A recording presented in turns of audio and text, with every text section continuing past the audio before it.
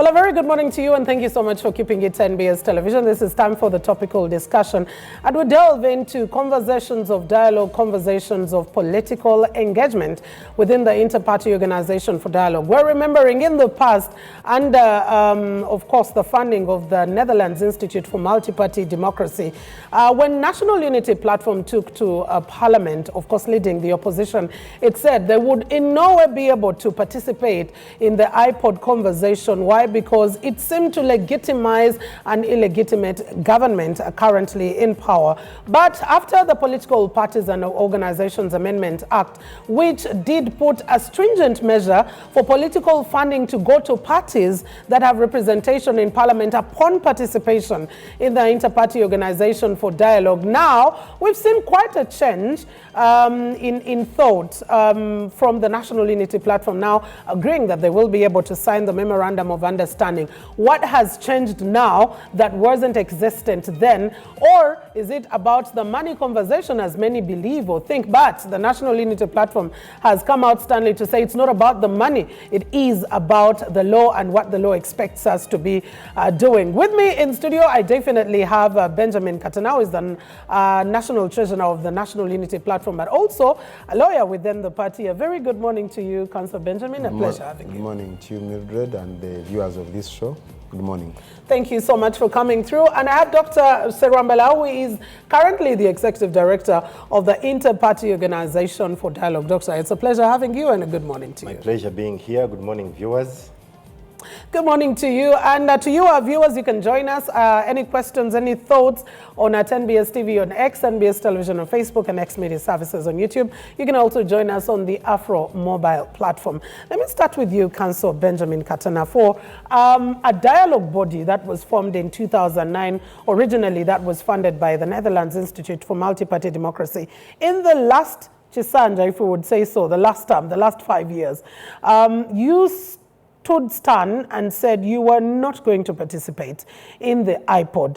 And now, after the amendments, which seemed to exclude you in terms of financial inclusion for the monies coming in from the Political Parties and Organizations Act, now we see a change of events. To many, they believe that it's the money that is dragging you back to the IPOD. What exactly is happening different now? I think the many are those that have not been given sufficient information by you and other stakeholders. Okay. I think the starting point is that by the time we went to Parliament as NUP,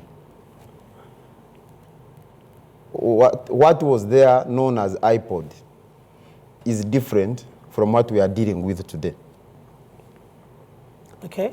In a sense, you would say that the IPOD that we were talking about then died, and now we are dealing with a different arrangement. Died after the donor pulled out the funds.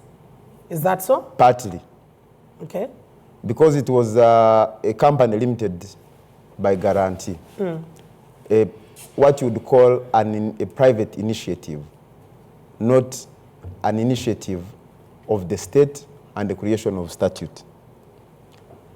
And something similar to that arrangement was the National Consultative Forum, which has been an organ within the state structure of Uganda, bringing together all political parties, represented and unrepresented. NUP has been an active member of the National Consultative Forum. In fact, I'm the vice chairperson of the National Consultative Forum. Yes. What has happened now with the amendment of the law was to restructure the National Consultative Forum and have within the National Consultative Forum have an organ of parties that are represented in Parliament, and it has also been named IPOD, and an organ for parties that are not represented in Parliament. Now, by virtue of that law, membership ideally is automatic.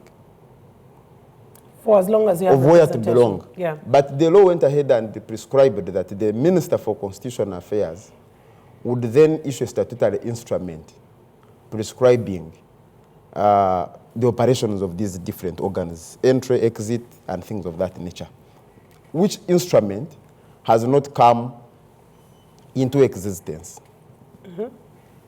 We would also like to say that the funding and support that NUP has been receiving from the taxpayers' money, the coffers of the state of Uganda, that every party that is represented in parliament receives, did not have anything to do with membership of IPOD, which I have clearly stated was a private initiative, or any other.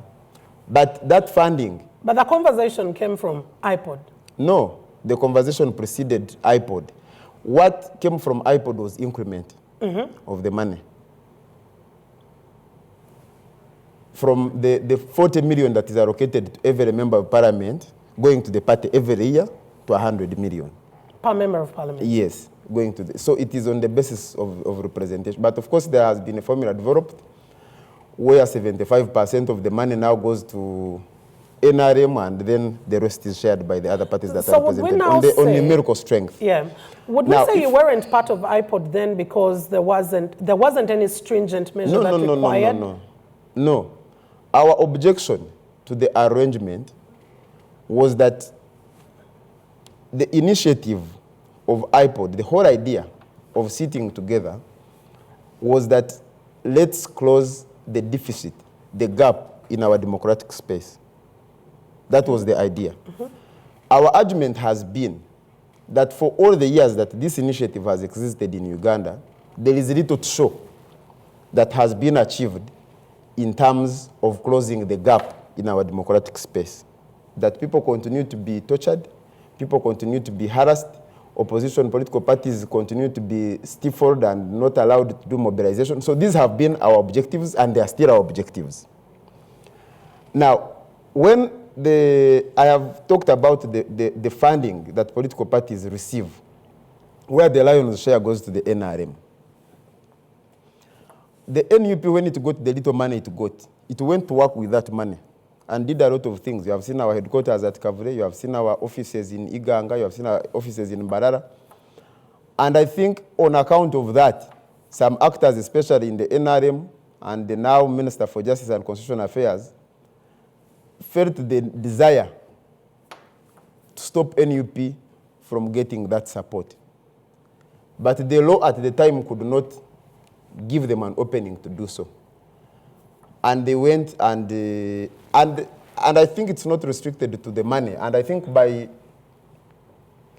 focusing that discussion on money is to miss the big picture. The big picture is the desire to cripple the organization in so many ways. I think you have heard on record the Minister of Justice saying these people are not going to be part of any conversation about the transition. That is not about money. So when these amendments were brought into law now,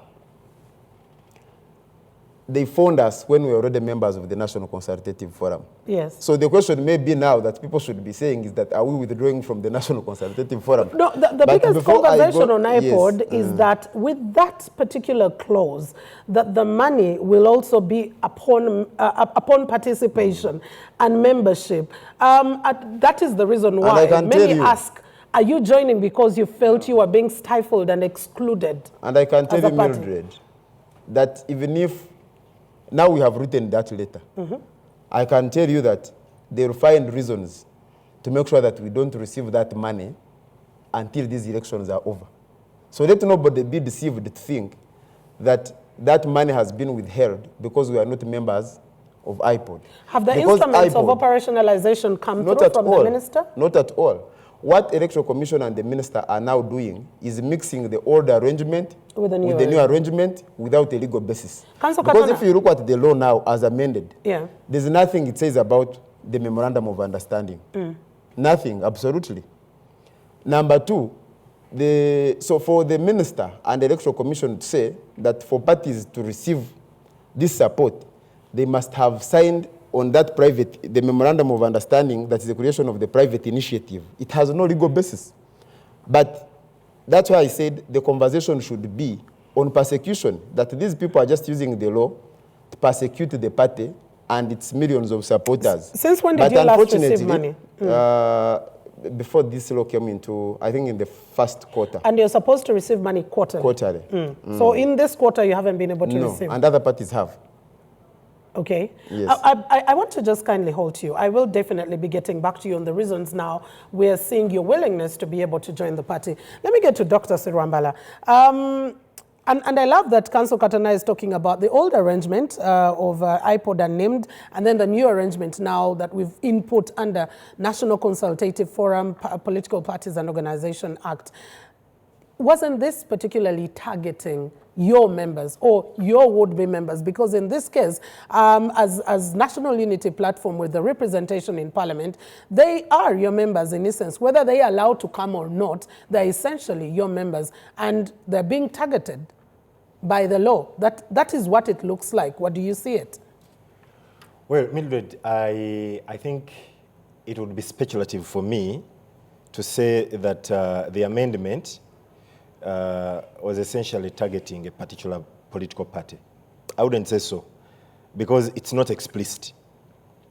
Whatever is forwarded is a personal opinion. It's not an objective, thing out there. But all the parties represented in Parliament currently are in the IPOD, right? They are participating. UPC, NRM, No. DP, FDC. When you say all parties in represented in Parliament, aren't they part of IPOD right now, as is, before even the law was amended?